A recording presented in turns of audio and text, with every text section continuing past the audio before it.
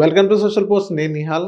So ఈరోజు మన దగ్గర సర్టిఫైడ్ వెల్త్ మేనేజర్ రేవంత్ చర్మల గారు ఉన్నారు. సార్తో మనం మాట్లాడదాం.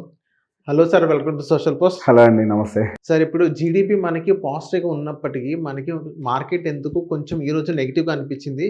సో నిన్న కూడా నెగిటివ్గా అంటారా, లేకపోతే ఫ్లాట్ అని అంటారా? సో బేసిక్గా మార్కెట్ ఇప్పుడైతే నెగిటివ్గానే క్లోజ్ అయింది. మనకి జీడిపి నెంబర్స్ మాత్రం మార్కెట్లో ఎక్స్పెక్టెడ్ కంటే ఒక రకంగా ఎబోనే వచ్చాయి. సో బేసిక్గా మార్కెట్లో మనకి జీడిపి నెంబర్స్ బాగా వచ్చినప్పుడు శుక్రవారం రోజు నైట్ మనకి గిఫ్ట్ నిఫ్టీ ఇదంతా బాగా పాజిటివ్గా మూమెంట్ ఇచ్చింది.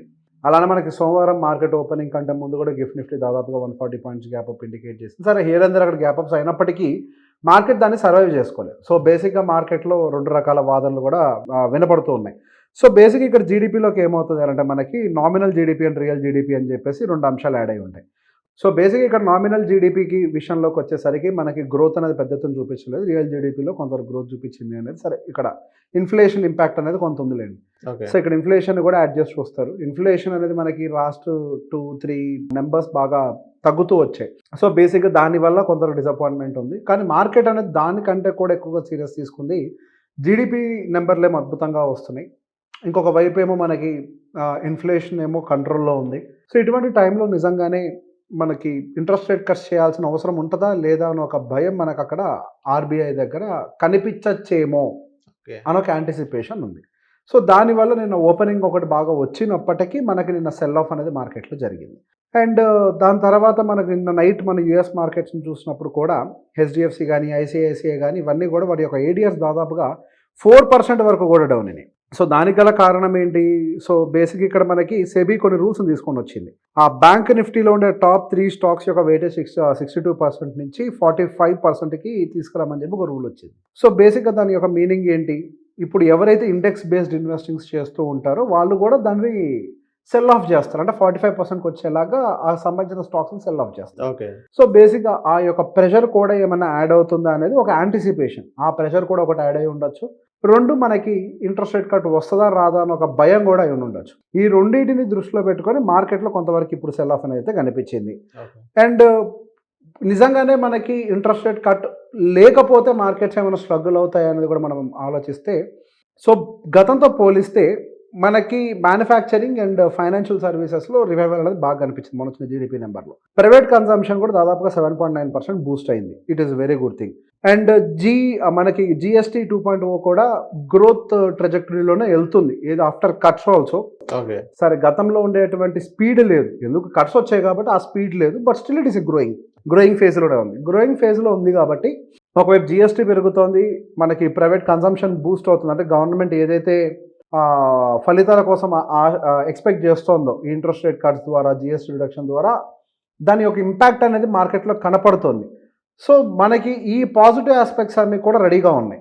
వీటన్నిటిని అంటే ఈ జీడిపి నెంబర్స్ని గమనించిన తర్వాత Q3 నెంబర్స్ కొద్దిగా స్ట్రాంగ్గా ఉంటాయేమో అని చెప్పి యాంటిసిపేషన్. కాకపోతే ఇక్కడ ఏమవుతుంది అని అంటే మన మార్కెట్ ఎందుకు పడాలి Q3 నెంబర్స్ యాంటిసిపేషన్ అని అంటే, మనకి కంపెనీల యొక్క నెంబరు ఫర్ ఎగ్జాంపుల్ 10 రూపాయలకు అమ్ముతున్నటువంటి ఒక వస్తువు కొన్ని సంవత్సరాల తర్వాత 20 రూపాయలకు అమ్ముతారు. అవును.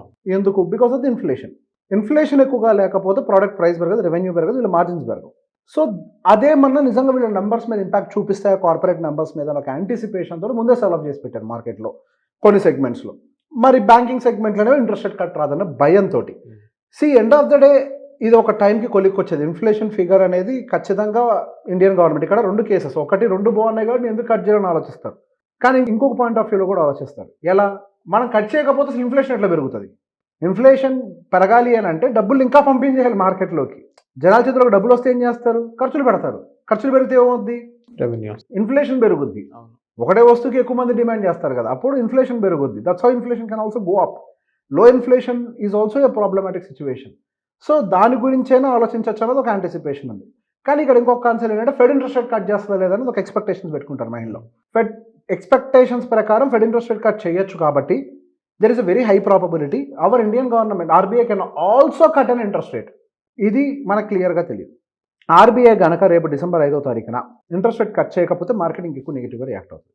ఒకవేళ ఇంట్రెస్ట్ రేట్ కట్ ఇస్తే మాత్రం ఆల్ టైమ్ హై బ్రేక్ చేస్తుంది. అంటే ఇప్పుడు ఏదని సార్, ఇప్పుడు ఇంట్రెస్ట్ రేట్ కట్ చేస్తుందని ఉందా లేదని ఉందా? మొన్నటిదాకా ఇంట్రెస్ట్ రేట్ కట్ గ్యారంటీ అన్నట్టుగానే ఉంది. ఓకే. ఈ జీడిపి నెంబర్లు వచ్చిన తర్వాత మనకు అది కన్ఫ్యూజన్లోకి వెళ్ళింది. జీడిపి నెంబర్ పాజిటివ్గా వచ్చింది, అద్భుతంగా వచ్చింది. కంట్రీలో ఇంత గ్రోత్ ఉంటే ఇంట్రెస్ట్ రేట్ ఎందుకు కట్ చేయాలి? యూజువల్లీ మనకి ఇంట్రెస్ట్ రేట్ కట్స్ ఎప్పుడు చేస్తారంటే కంట్రీలో గ్రోత్ లేదు, ప్రజల దగ్గర డబ్బులు లేవు అన్నప్పుడు ఇంట్రెస్ట్ రేట్ కట్స్ చేసి జనాలకు డబ్బులు ఇస్తారు. అవును. ఒకవైపు ఇంత గ్రోత్ వస్తుంది, ఇన్ఫ్లేషన్ కంట్రోల్లో ఉంది, మరి ఎందుకు ఇంట్రెస్ట్ రేట్ కట్ చేయాలనే ఆలోచన కూడా రావచ్చు ఇట్లాంటి టైంలోనే. యూజువల్గా ఏంటి, ఎకానమీ బాగా ఎక్స్పాండ్ అయింది అన్నప్పుడు ఇంట్రెస్ట్ రేట్ కట్స్ చేయడం ఆపేయడం కాదు, పెంచుతారు రివర్స్లో. ఎక్స్పాండ్ అయిందంటే మీనింగ్ ఏంటి, జీడిపి నెంబర్లు బాగా వస్తున్నాయని, expansion mood.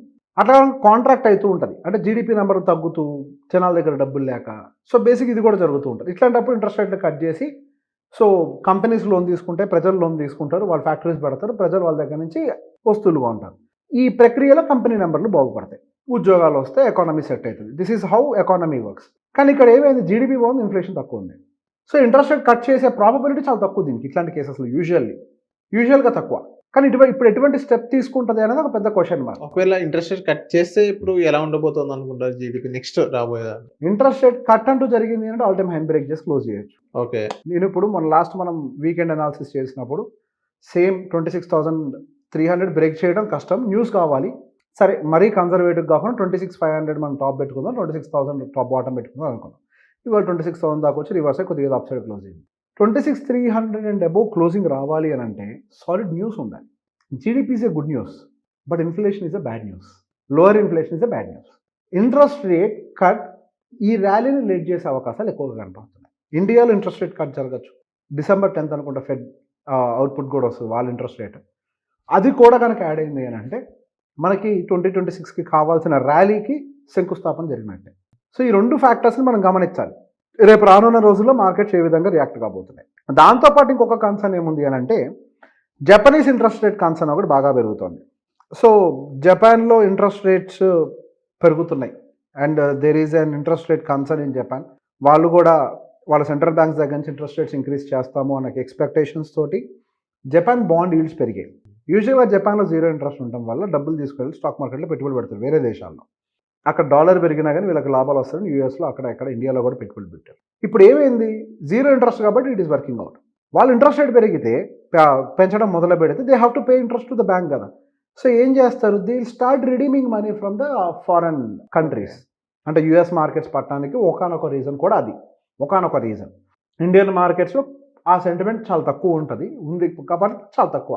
Global market reactions వల్ల ఇండియన్ మార్కెట్లో ఏమైనా చిన్న చితక రియాక్షన్. అంటే జపాన్ వాళ్ళు యూఎస్ లో ఎక్కువ పెట్టుబడి పెట్టారు అనుకో. జపాన్ పెట్టదు, జపాన్ ప్రజలు హైయర్ అంటే హై నెట్వర్త్ ఇన్వెస్టర్స్ వీళ్ళందరూ. సో ప్రజలు ఏమంటే యూఎస్ లో ఎక్కువ పెట్టారంటారా? సో బేసిక్గా జపాన్లో జీరో ఇంట్రెస్ట్ రేట్ అండి, మీకు వడ్డీ లేకుండా డబ్బులు ఇస్తున్నారు, మీరు తీసుకొని పెట్టుబడులు పెట్టరా. జపాన్ మార్కెట్ దాదాపుగా 30 సంవత్సరాల నుంచి 40 సంవత్సరాల నుంచి రిటర్న్స్ ఇవ్వట్లేదు. మీరు జపాన్లో పెడతారా, మరి మీ ఇన్వెస్ట్మెంట్స్ వేరే కంట్రీలో పెడతారా? డెఫినెట్గా బయట పెడతాం. అసలు ఫస్ట్ అప్పు తీసుకుంటాం, జీరో ఇంట్రెస్ట్ కదా, మనం ఎక్స్ట్రా కట్టేది లేదు, ఫ్రీగా ఇస్తున్నారు డబ్బులు. అప్పు తీసుకుంటారు, తీసుకెళ్ళి పెడతారు కదా పెట్టుబడి. మన మార్కెటే బాగుంటే మన దగ్గర పెడతాం, మన మార్కెట్ బాగాలేదు కాబట్టి ఏం చేస్తాం, పక్క మార్కెట్కి వెళ్ళి పెడతాం. ఇంకో అడ్వాంటేజ్ ఏంటి, అక్కడ డాలర్ అప్రిషియేట్ అవుతుంటుంది యూఎస్ మార్కెట్లో. సో దానివల్ల బెనిఫిట్ ఒక 4% 3% ఎంతో వస్తుంటుంది, అలాగే 2% పోనీ ఇయర్లీ. ఇక్కడ జీరో కదా, వాళ్ళు డాలర్ మార్కెట్లో కూడా ఇన్వెస్ట్మెంట్ పెట్టుకుని ఉండొచ్చు, లేదా తీసుకెళ్ళి బాండ్స్లో కొంత పెట్టుబడి పెట్టి ఉండొచ్చు. అక్కడ బాండ్ డీల్స్ కూడా బాగానే ఉన్నాయి కదా ఇప్పుడు, ఇక్కడ జీరో ఇంట్రెస్ట్ కదా. అక్కడ స్టాక్ మార్కెట్లు బాగా రిటర్న్ ఇస్తున్నాయి కదా, ఒట్టిగా డబ్బులు ఇచ్చినప్పుడు ఏం చేస్తారు, పెట్టుబడి పెడతారు. ఇప్పుడు నాకు వడ్డీలు కావాలని అడుగుతాయి బ్యాంకులు, ఏం చేస్తారు, కొన్నయ్యని నమ్మేసి తీసుకొచ్చి నాకు వడ్డీలు వద్దు ఏమొద్దు అప్పుడు తీసేయమని చెప్పి కొంతమంది, అందరూ చేస్తారని నేను చెప్పట్లేదు, కొంతమంది అంటే they will have their calculations, మనకి లాస్ లేకుండా ఎట్లా హ్యాండిల్ చేయాలి అనేది కొంత తీర్చుకుంటారేమో అప్పుని. ఇంతకుముందు దగ్గర కూడా పెద్ద నష్టం లేదు, జీరో ఇంట్రెస్ట్ కాబట్టి, ఇప్పుడు ఇంట్రెస్ట్ రేట్ పెరుగుతుంది కాబట్టి కొంచెం జాగ్రత్తగా ఉండే ప్రయత్నం చేస్తారు. సో దానివల్ల సెల్ ఆఫ్ ఉంటుంది. అక్కడ నిజంగా జపనీస్ సెల్ చేశారో తెలియదు, జపనీస్ సెల్ చేస్తారని భయంతో మన వాళ్ళు సెల్ కూడా చేసి ఉండొచ్చు, రీటైలర్స్ మనం అని అంటే అర్థమైంది, రీటైలర్స్ కూడా సెల్ చేసి ఉండొచ్చు. జపనీస్ ఎన్క్యారీ ట్రేడ్ వల్ల ఈ ఇష్యూ వస్తుందన్న భయం ఉంటుంది మార్కెట్లో యూజువల్లీ. గతంలో ఆల్రెడీ జరిగింది, ఇది సంవత్సరం క్రితం జరిగింది ఎన్క్యారీ ట్రేడ్ ఇష్యూ, అంటే ఇంట్రెస్ట్ రేట్స్ పెరుగుతాయన్న భయం. తర్వాత మళ్ళీ వాళ్ళు సైలెంట్ అయ్యారు, మళ్ళీ ఫార్వర్డ్ ఫూట్ వేస్తున్నారు, పెంచాలి మాకు ఆప్షన్ లేదు అనేది. సో అక్కడ ఎకానమిక్ కండిషన్స్ కూడా బాగోలేదు అనేది ఒక ఇండికేషన్ ఉంది. Okay right. సో బేసిక్గా there are multiple issues in the global but not in India. అది ఇండియా పెద్ద ఎత్తులో ఇంపాక్ట్ ఉంటుందని నేను అనుకోవట్లేదు, యూఎస్ మార్కెట్కి అయితే ఇంపాక్ట్ ఉండే అవకాశాలు ఉంటాయి. అట్ ద సేమ్ టైం మన ఇండియాకి యూఎస్కి అది ఎప్పుడో తెలియదు కానీ ట్రేడ్ డీల్ ప్రతిరోజు న్యూస్ చూస్తున్నప్పుడు దగ్గరకు వచ్చాను అంటున్నారు, దగ్గరలోనే ఉన్నాం ఇంకా అదే దగ్గరలో ఉన్నాం. ఏ కొద్దిగా ట్రేడ్ డీల్ ఫైనలైజ్ అయినా కానీ again will break and will move. So ఇక్కడ మనకి నెగిటివ్ కంటే పాజిటివ్స్ ఎక్కువ ఉన్నాయి. ఇంకొక మేజర్ అంటే చూస్తే దాన్ని either side of the coin లాగా కనిపిస్తుంది. మనకి ఎఫ్ఐఎస్ ఒక ఇన్వెస్ట్మెంట్స్ షార్ట్ సైడ్ కానీ ఎక్కువగానే ఉన్నాయి. దాదాపుగా 81% ఇంకా షార్ట్ మెయింటైన్ చేస్తున్నారు వాళ్ళు. వాళ్ళు ఎందుకు అంత మెయింటైన్ చేస్తున్నారు అనేది పెద్ద కన్సర్న్. ఏంటి మార్కెట్ ఆల్ టైమ్ హై దాకా వచ్చింది, ఇంకా short positions 81% is two high. అవును. ఒకవేళ పాజిటివ్ న్యూస్ వచ్చింది అనుకోండి, వాళ్ళకి ఆప్షన్ లేదు, వాళ్ళు ఎగ్జిట్ అవ్వాలి, లాంగ్ పొజిషన్స్ని బిల్డ్ చేస్తారు. ఆటోమేటిక్గా అప్పుడు ఏమవుతుంది, మార్కెట్ ఇంకొద్ది ఫాస్ట్గా మూవ్ అవుతుంది. ఇదంతా ఎప్పుడు జరుగుతుందో తెలియదు. సో రేపు ఇంట్రెస్ట్ రేట్, ఫస్ట్ మన ఫోకస్ అంతా ఇంట్రెస్ట్ రేట్స్ మీద పెట్టాలి. ఇంట్రెస్ట్ రేట్స్ ఎటువైపు వస్తున్నాయి, 0.25% ఇంట్రెస్ట్ రేట్ కట్టించి నేను తర్వాత ఇవ్వను చెప్పినా పర్లేదు మన ఆర్బీఐ. సో అది ఇస్తుందా లేదా అనేది పెద్ద కన్సర్న్గా ఉంటుంది. అప్పటిదాకా సేమ్ 26,000, 26,300 లెవెల్స్ కొంచెం మరీ దగ్గర ఉంది అని అనుకుంటే 26,500 అవన్నీ బ్రేక్ అవ్వాలి అని అంటే మాత్రం ఆర్బీఐ ఇంట్రెస్ట్ రేట్ కట్స్ చాలా కీ రోల్ ప్లే చేస్తాయి. మనం దాని మీద ఫోకస్ పెట్టాలి. ఓకే. సో ఓవరాల్ గా ఈ రోజు మార్కెట్ దీని వల్లే కొంచెం నెగిటివ్ గా అనిపించింది అనుకోవచ్చు. ఇది యా, GDP వల్ల. ఇండెక్సేషన్ రీబ్యాలెన్సింగ్ కూడా ఉంది కదా. ఇప్పుడు 62% నుంచి 45% బ్యాంక్ నిఫ్టీలో హెవీ వెయిట్స్ తగ్గియాలి అని. సో దానివల్ల ఇవాళ కొంతవరకు మనకి ఆ టాప్ 5 స్టాక్సే మనకు నిఫ్టీ 144 పాయింట్స్ పడితే 100 పాయింట్లు పైపెచ్చు top 5 HDFC, Reliance, ICICI, axis bank, ఇవే మనకి దాదాపుగా ఓన్లీ బ్యాంక్సే టాప్ 5 బ్యాంక్సే దాదాపుగా 50% ఆఫ్ ద లాస్ తీసుకొచ్చేసాయి. ఓకే. సో బేసిక్ అవన్నీ కూడా ఈ ఇష్యూ వల్ల వన్స్ రీబ్యాలెన్సింగ్ అంతా జరిగిన తర్వాత స్టెబిలైజ్ అయిపోతుంది. అది పెద్ద ఇష్యూ ఏం కాదు, okay. It's a minor issue. So thank you sir మా సోషల్ పోస్ట్ వచ్చినందుకు. Most welcome.